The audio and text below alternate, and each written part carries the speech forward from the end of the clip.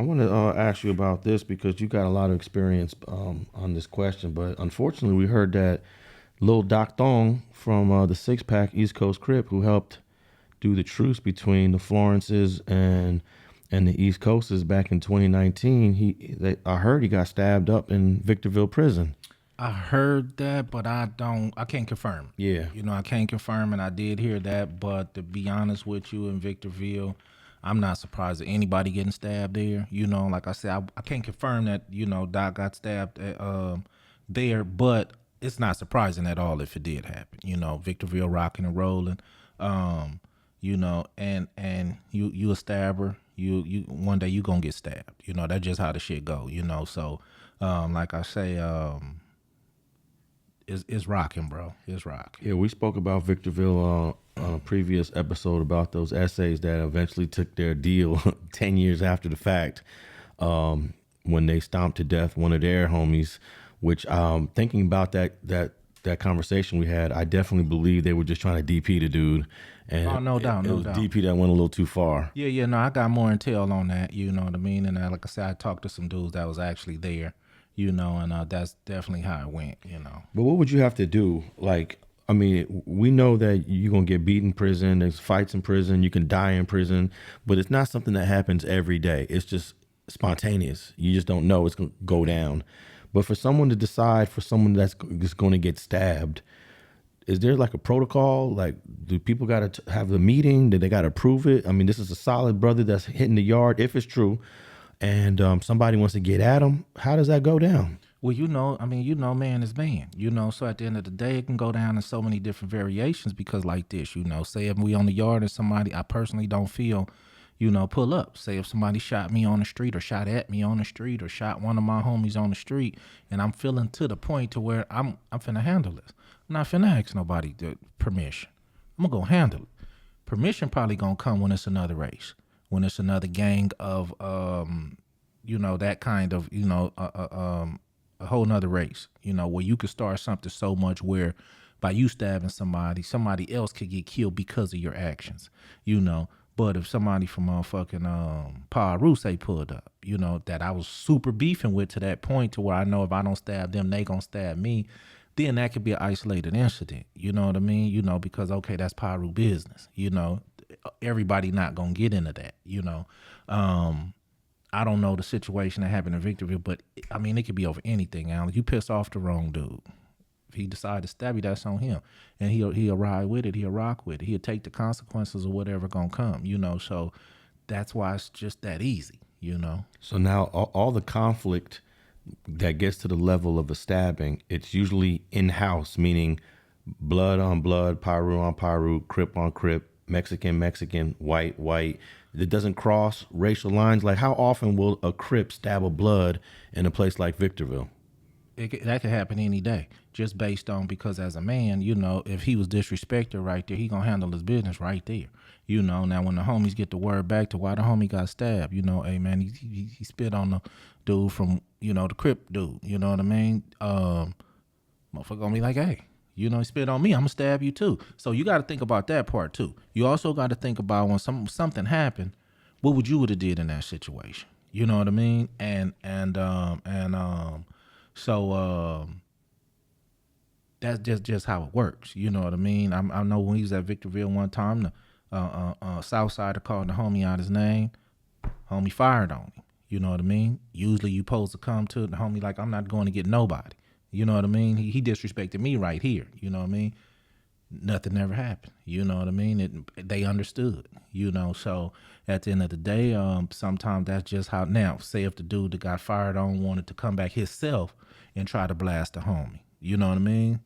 Got to isolate a situation there that's going to escalate into some bigger shit. But if he did stab the homie, if he got caught doing it, okay, boom, now he in the hole. You know what I mean? Mexicans probably be like, listen, man, he ain't coming back to this yard, Or the police might not let him back to that yard anyway, so it'd be hard for the homie to get his man. It was an isolated incident, Depending on how people want to take it or what they want to do after that is something different. But black on black, it could be a whole lot of a whole lot of situations, but a lot of times dudes getting stabbed because they ain't right. That's probably one of the biggest your paperwork ain't right. That's one of the biggest. Okay. Now,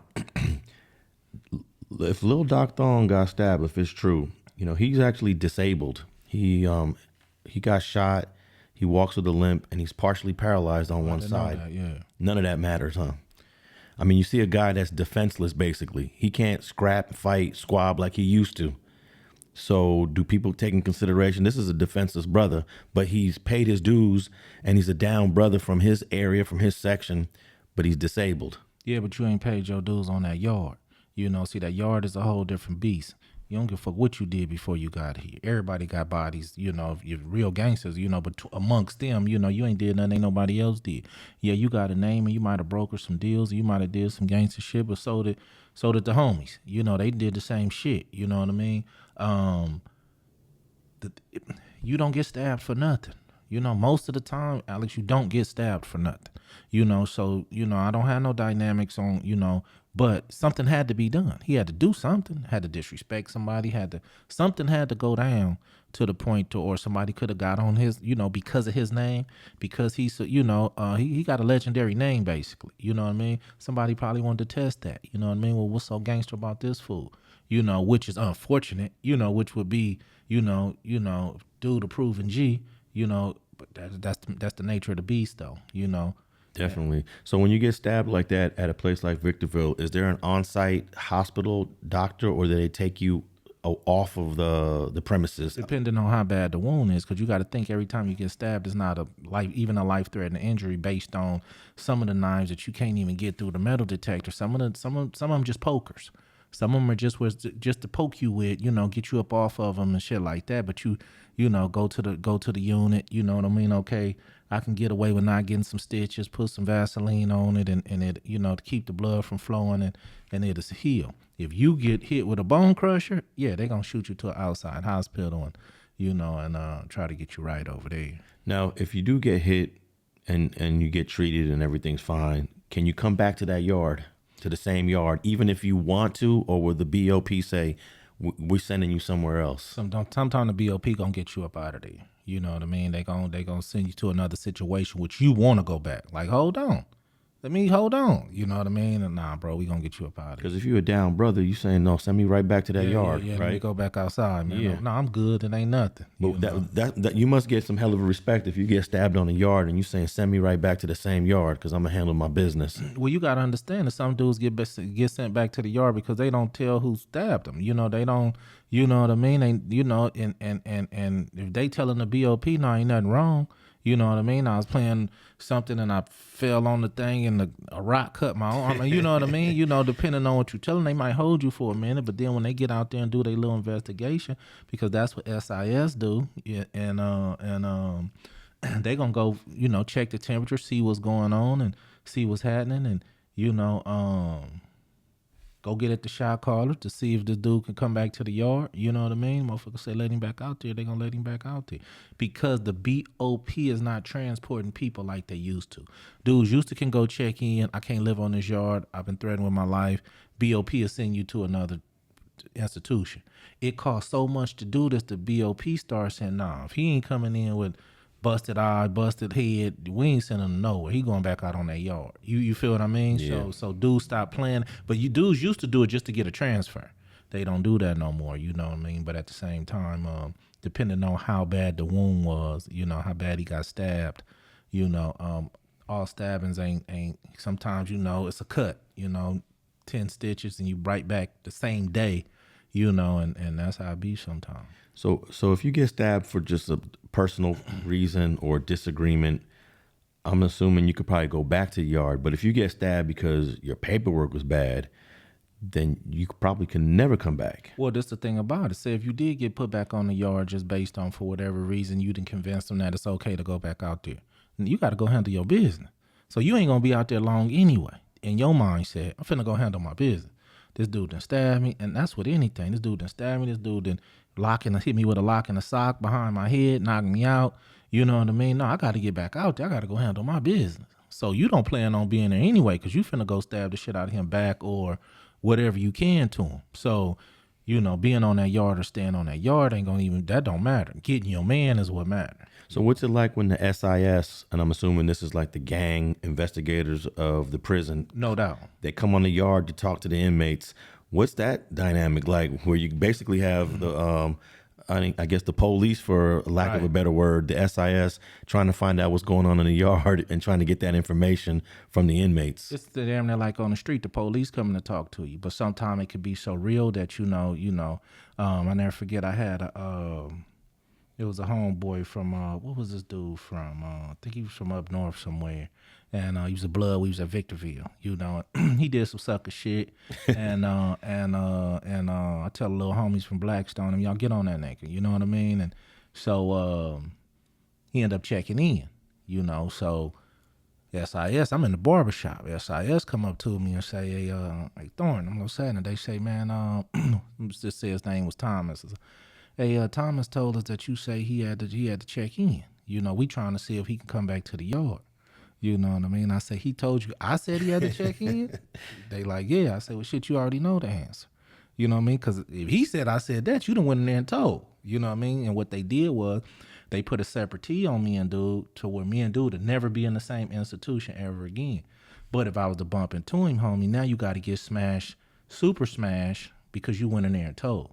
So How do you know he really told, though? He probably, because how would you? What if the SIS has a assumption that you did something to him? He's denying it to SIS, but they know that you pressed the line on him, so they're gonna come at you and say, yeah, he can't. He told us that you said X, Y, Z. Because I got the physical separate T's, and when you get the separate T's, it show you the statement that another inmate made.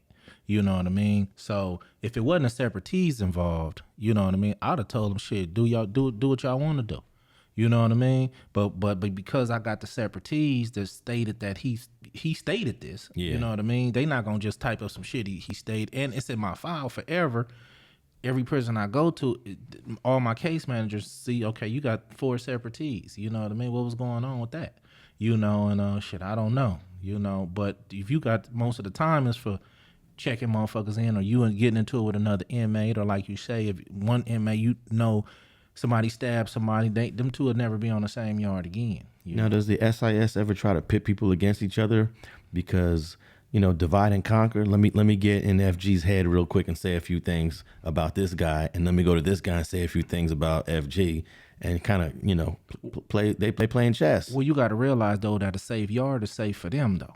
You know what I mean? You know, they not, you know, to start some shit, that ain't something where, you know, they already outnumbered, they making their job harder. You know what I mean? In order to do certain shit. But let me tell you what I did hate when they did. You know, they'll motherfucker come get you out to call you over to the lieutenant's office at shit 9 o'clock at night. I'm telling the homie, come to the lieutenant office with me, or whoever they do that to, we advise them to take somebody with them. Don't go up there talking to them people by yourself. Because it's almost like you going to the police station and talking to the police. You know, some situations is more or less like, though, this. A food strike, we do a lay down on the food. You know, we don't go to chow. You know, we do a food strike, or we do something that we trying to get for us. And they get to calling a bunch of dudes out. You know, some dudes going to say, I don't know what's going on. I don't know what's going on. Some of us going to say, nah, this is what we need. We need the yard to be open an hour later. We need the library to be open an hour later. Some of us are going to be vocal about what we need in the prison for the inmates. So in that situation, that ain't no, I mean, you talking to them, but at the same time, you know, and you telling them this in front of everybody, the homies behind you and everything. Nah, homie, this is what we need. You know what I mean? This bullshit food y'all feeding us and shit, man. Well, you know what I mean? You have to sometimes go against the administration to get what you need for the inmates, you know. So in those type of situations and shit, but it's been known like this as well. You know, when I go to the hole, the homies finna go get it there. So, hey man, let the homie out. You know what I mean? Fuck y'all got him in there for. And they'll listen? Hell yeah, they be like, look, we got him under investigation. Look, man, on some instances, man, let the homie out. Like, damn near like it's gonna be a problem. If I ain't did nothing wrong, because sometimes they'll lock your ass up just for nothing, because something happened on the compound, they'll just get to pulling motherfuckers and lock them up. Man, the homie's gonna go, hey man, let the homie out. You know what I mean? You know, like on some serious shit, let the homie out. You know, he'll be out in a minute. All right. You know, and the homies be like, don't fuck with nothing in this cell. Don't, you know, you know, and they'll push a line like that. But at the same time, you really got dudes that still telling that to motherfuckers too, because these people be knowing too much. You know what I mean? Yeah, I mean, their job is like, I'm sure that, what does the I stand for? Intelligence? SIS stands for, I knew it like the back of my hand, man. It was damn, investigative. It's either intelligence or investigation. Yeah. So basically, their job is to just get as much information as they possibly can. Oh, no doubt. And you know, let's see. I was just trying to look up SIS because what do they call it in the prison in the CDC in the California prison? They call it the IGI. Oh, do they? Yeah, they got something. I don't remember what they called it back in the state. It's IGI, Institutional Gang Investigators, the IGI. Yeah, that's basically what SIS is. Yeah.